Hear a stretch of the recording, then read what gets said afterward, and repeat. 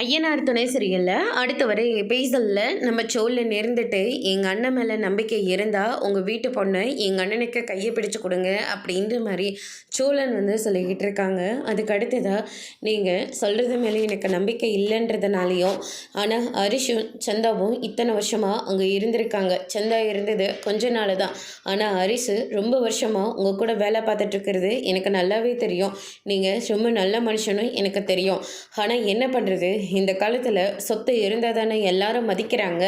அதனால தான் நான் சொல்ல வரேன் அப்படின்ற மாதிரி சொல்லிக்கிட்டு இருக்காங்க. உங்களோட மனநிலைமை எல்லாமே எங்களுக்கு புரியுது.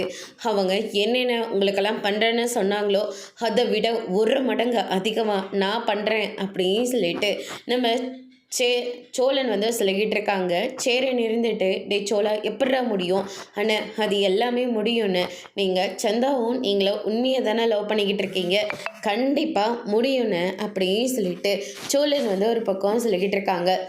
நீங்கள் சொல்கிற வார்த்தையால் நான் இப்போ முக்கியமான ஒரு முடிவு எடுக்க போகிறேன். ஆனால் இந்த விஷயம் எங்கள் மாப்பிள்ளைக்கு தெரிஞ்சால் பெரிய பிரச்சனை ஆகிடும்.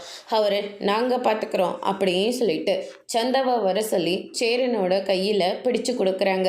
எங்கள் வீட்டு பொண்ணு உங்களுக்கு தெரியாமல் 6 மாதம் வரைக்கும் எங்கள் பொண்ணை நாங்கள் பத்திரமா பார்த்துப்போம். ஆனால் 6 மாதத்துக்கு அப்புறம் ஒரு நாள் அதிகமாச்சானால கூட நாங்கள் பார்த்து வச்சுருக்கிற மாப்பிள்ளைக்கு தான் எங்கள் வீட்டு பொண்ணை நாங்கள் கல்யாணம் பண்ணி கொடுப்போம் அப்படின்ற மாதிரி சொல்கிறாங்க. அதோடு இன்னைக்கான பிரமோ முடிச்சிருக்காங்க.